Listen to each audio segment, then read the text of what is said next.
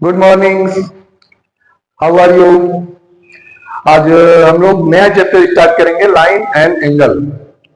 तो सबसे पहले बेटा आप लोगों को प्रॉपर्टी बताएंगे और थोड़ा सा इंपॉर्टेंट चैप्टर के साथ साथ ये बेसिक चीज भी है। अगर ये क्लियर रहेगा तो कई जगहों पे इसका यूटिलाइजेशन है। तो लाइन एंगल्स काफी इंपॉर्टेंट चैप्टर है। अगर आपका बेसिक कॉन्सेप्ट क्लियर है तो आसानी से आप कर सकते हो। तो पहले आज बेसिक कॉन्सेप्ट के बारे में बात करेंगे और ये चैप्टर काफी समय लेगा। इसमें कम से कम हमारे 6 सेशन जाएंगे मिनिमम। तो स्टार्ट करते हैं। सबसे पहले देखो बेटा बेसिक कॉन्सेप्ट में है जैसे such as M and N, two parallel line. M और एन क्या है? Parallel line. यहां लिख देते हैं एम पैरेलल एन, एम और एन पैरेलल लाइन है। इनको एक लाइन ट्रांसवर्जन ऐसे खींच रहे हैं L, and L is transversion intersect M and N. तो अब यहां पे देख लेते हैं कुछ एंगल बन रहे हैं, यहां पर 4 और यहां पर 4, 1 2 3 4, फिर यहां पर 5 6 7 8, ऐसे एंगल का फॉर्मेशन हुआ। तो यहां पे हमें ये जानना है कि करेस्पॉन्डिंग कौन है, अल्टरनेट कौन है। बहुत लोगों को नाम ही से कंफ्यूजन होता है, कोई कंफ्यूजन नहीं है। आप क्लियर कॉन्सेप्ट समझ जाओ तो आधे क्वेश्चन सॉल्व करने में मदद इसी से मिलती है। देखो अगर जिसका डायरेक्शन एक है, करेस्पॉन्डिंग क्या है? जैसे हम यहां पे पहला ही पेयर लेते हैं करेस्पॉन्डिंग एंगल। करेस्पॉन्डिंग एंगल्स कौन से हैं? एंगल 1 किधर है? लेफ्ट में। एंगल 5 किधर है? लेफ्ट में। एंगल 1 किधर है? लाइन के ठीक अप, और एंगल 5 भी के इधर है, ठीक लाइन के अप। तो जिनका डायरेक्शन एक हो, एक कंडीशन में हो, जैसे 1 और 5, पहला पेयर है first pair angle 1 equal to 5, second pair क्या है? Angle 2 equal to 6। देखो राइट में दोनों लाइन के up, angle 2 equal to angle 6। इसी तरह से अगला पेयर देखते हैं, इसमें 4 और 8 दोनों लाइन के जो है क्या है? अंडर, अंडर दोनों नीचे है, लेफ्ट में है। 4 और 8 या इस लाइन के नीचे, ये इस लाइन के नीचे, ये लेफ्ट में, ये भी ट्रांसवर्जन लाइन के लेफ्ट में।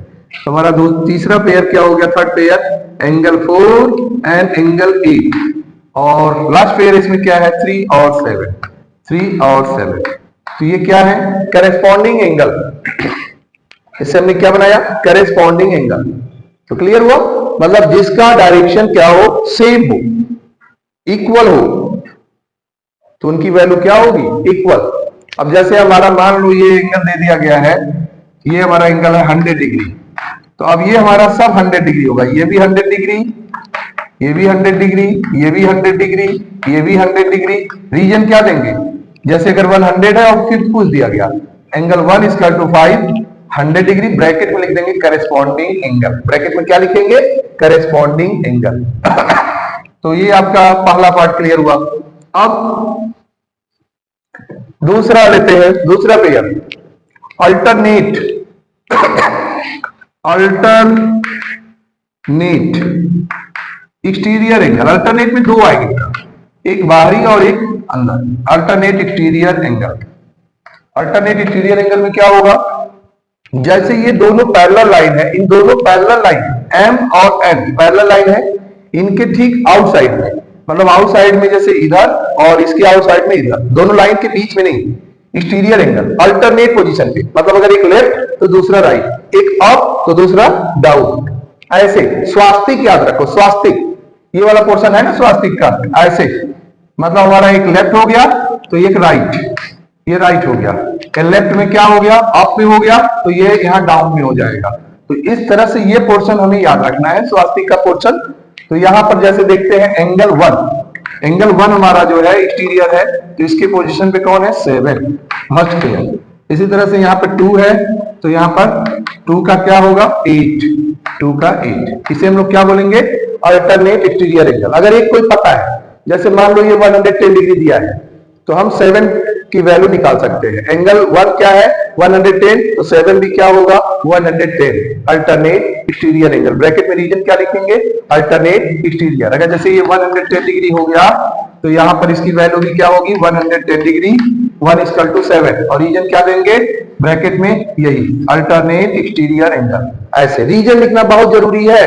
जब भी कोई एंगल किसके इक्वल है किस लिए है रीजन देना इंपॉर्टेंट है। विदाउट रीजन मार्क्स रिडक्ट हो सकता है, तो ये ध्यान दीजिए पॉइंट के ऊपर। अब एक्सटीरियर के बाद बात करते हैं इंटीरियर की। इन दोनों लाइन के अंदर जो पोर्शन सेम वही पोजीशन हो लेकिन दोनों लाइन के अंदर, तो ये क्या हो गया alternate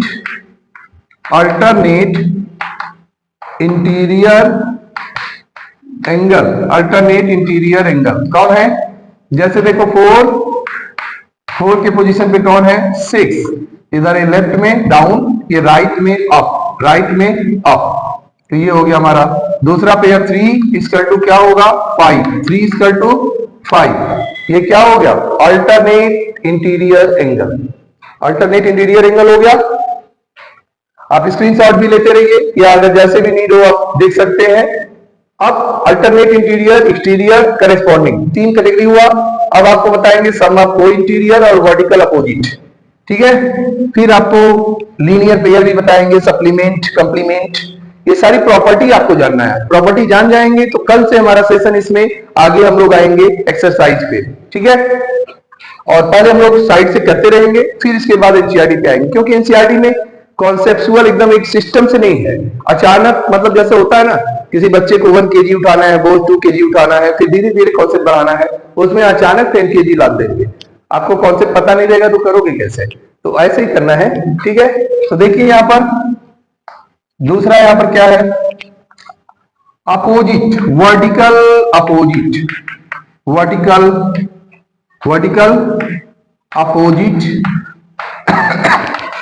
opposite angle. Vertical opposite angle का मतलब होता है कोई भी दो लाइन ऐसे कट कर रहा है तो इसके बराबर ये हो गया, इसके बराबर ये हो गया, ये वर्टिकल अपोजिट हो गया। आमने सामने के एंगल, दो लाइन जहां इंटरसेक्ट करते हो, जैसे इसमें 1 के इक्वल कौन हो जाएगा 3, 2 के इक्वल कौन हो जाएगा 4, इसी तरह से जो है यहाँ पर 5 के इक्वल कौन हो जाएगा 7, और इसी तरह से यहां पर कौन हो जाएगा 6 के इक्वल 8, 6 के इक्वल 8।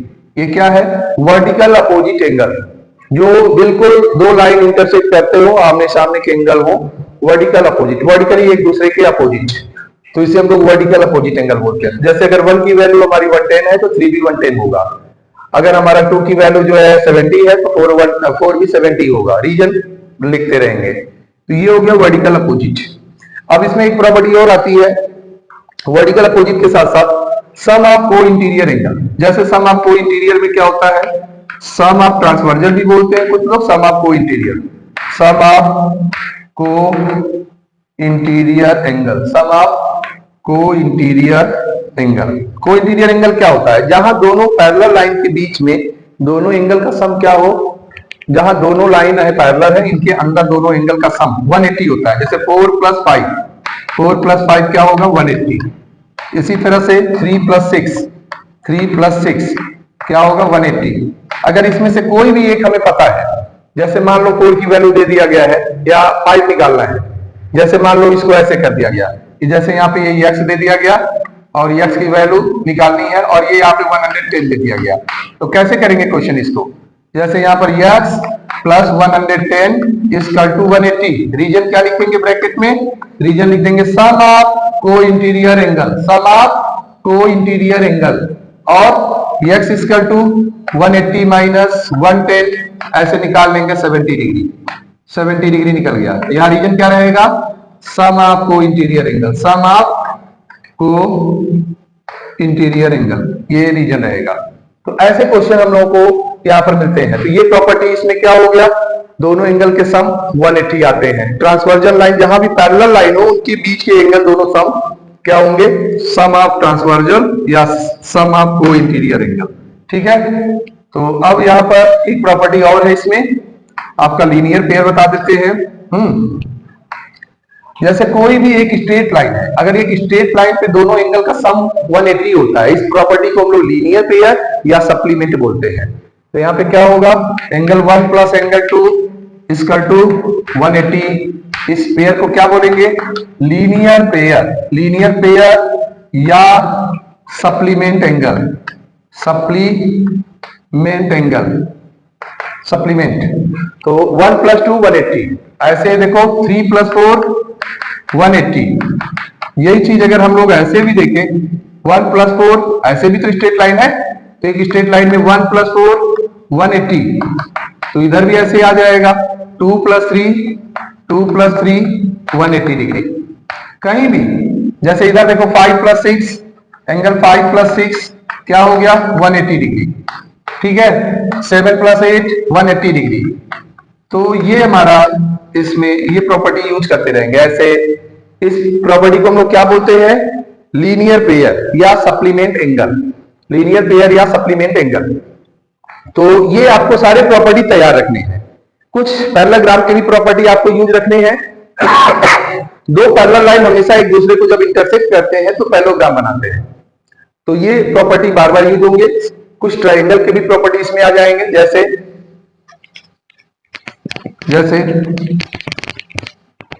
देखिए यहां पर तीनों एंगल का सम क्या होगा, angle 1 angle 2 angle 3, angle 1 plus angle 2 plus angle 3 equal to 180 degree. इसको क्या बोलते हैं, angle sum property, angle sum property, angle sum property of triangle, angle sum properties of triangle, of triangle.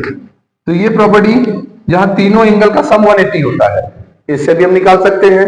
इसी तरह से इसमें एक प्रॉपर्टी आता है, मान लो ये बाहरी एंगल है हमारा, एक और एक्सटीरियर है, तो इसमें क्या आ जाएगा, ये रीजन दे दिया गया है और यहाँ पर 1 और 2 जो इसके ठीक अपोजिट है उसको छोड़कर, मतलब सम ऑफ एक्सटीरियर एंगल है, एक्सटीरियर का मतलब बाहरी, और सम ऑफ अपोजिट इसके जस्ट अपोजिट 2 इंटीरियर एंगल, ये दोनों इक्वल होंगे। तो एक प्रॉपर्टी ये भी होता है कि एंगल 1 प्लस एंगल 2, मतलब यहां पर अगर हम ऐसे कर ले angle 4 equal to angle 1 plus 2, 1 और 2 इक्वल होगा, 3 नहीं लेना है इसमें, एडजेसेंट जस्ट सटा हुआ नहीं लेना है। ये कौन सी प्रॉपर्टी हो जाएगी, exterior angle, exterior angle is equal to sum of opposite 2 interior angle, 2 interior angle. तो आज के लिए आप लोगों का इतना ही प्रॉपर्टी रहेगा बेटा, आप लोग इतना करिएगा प्रैक्टिस, पहले प्रॉपर्टी तैयार कर लीजिए, फिर कल से हम लोग चैप्टर में एंट्री करेंगे। और कोई भी प्रॉब्लम आता है कमेंट बॉक्स में नंबर भी देता हूं बेटा, आप प्रॉब्लम मुझसे पूछ सकते हो, शेयर कर सकते हो। तो कल तक के लिए गुड बाय, ओके।